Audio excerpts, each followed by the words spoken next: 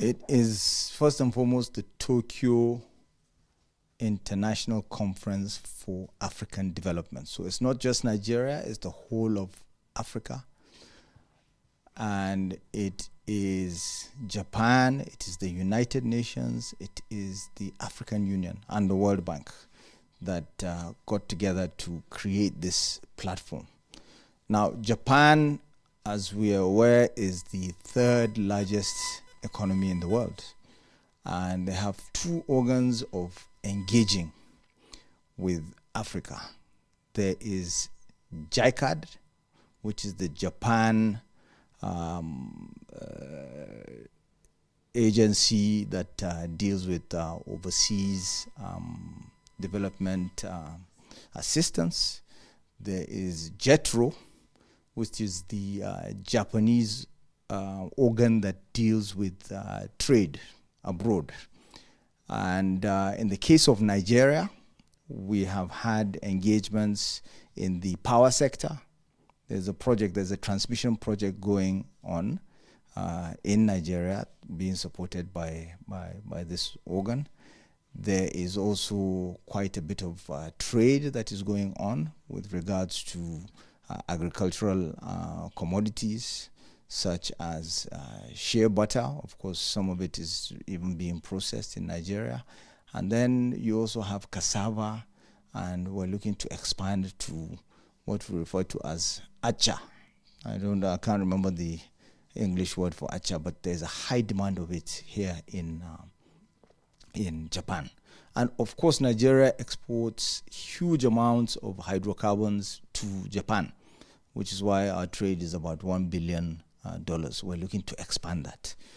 Beyond that, there is the African politics as well. There's the issue of the seat in the UN Security Council. So this is the right sort of platform, particularly since as many as 17 heads of state are being expected for Nigeria to lobby for that.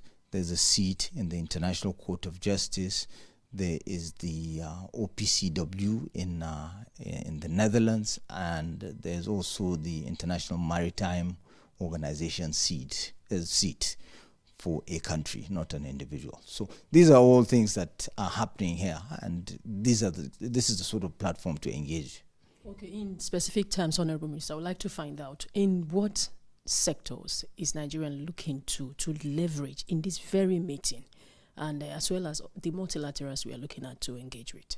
So, you see, Nigeria plays a very pivotal role when it comes to the reform of the global financial architecture that we continue to talk about, because unless we have that reform in the global financial architecture, we cannot benefit, and Africa as a whole cannot benefit. So it does not benefit us if others are not also making progress. So some of the things that are being tabled here, because like I said, the United Nations is here, the World Bank is here, has to do with the issue of debt rescheduling, and debt restructuring.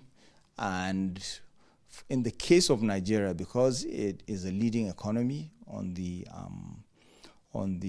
continent, we seek to do what Japan did here in the 60s and 70s.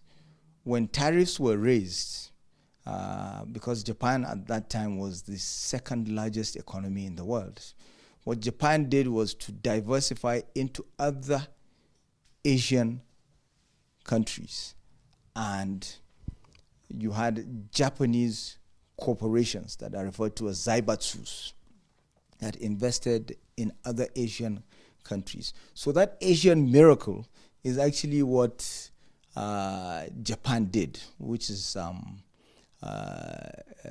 referred to as the flying geese effect, where you invest in other countries, you create that integration of economies, connectivity, and you benefit from it. You leverage yourself. So if Nigeria is able to do that, and we're already doing that, if you look at the continent, you will see that It is Nigeria that has its banks in other countries. It is Zenith, it is GT Bank, it is UBA, it is Access Bank.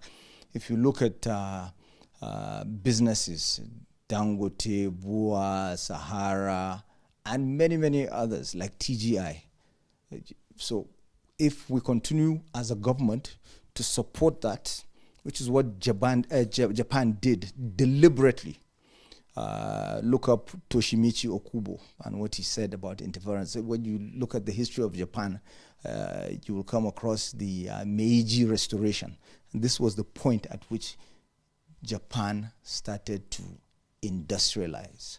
And you cannot develop, it doesn't matter how, forget about all this leapfrogging that we continue to talk about. You need an industrial base, which is what Nigeria is trying to achieve, which is what President Tinubu is committed to. And that way we can create those jobs for our teeming youths, tackle the issue of unemployment, and of course the macroeconomic reforms of President Tinubu are already in progress, and we're beginning to feel the positive effects. So in essence, Nigeria is leveraging on? Nigeria is leveraging first and foremost on this TICAD to strengthen its relationship with Japan and also with other African countries, so that it leads the way in providing that restructuring of the global financial architecture, so that the whole continent would benefit, so that Africa would benefit, and we need to be on the decision-making tables of the world, which is why we need that position in the United Nations Security Council.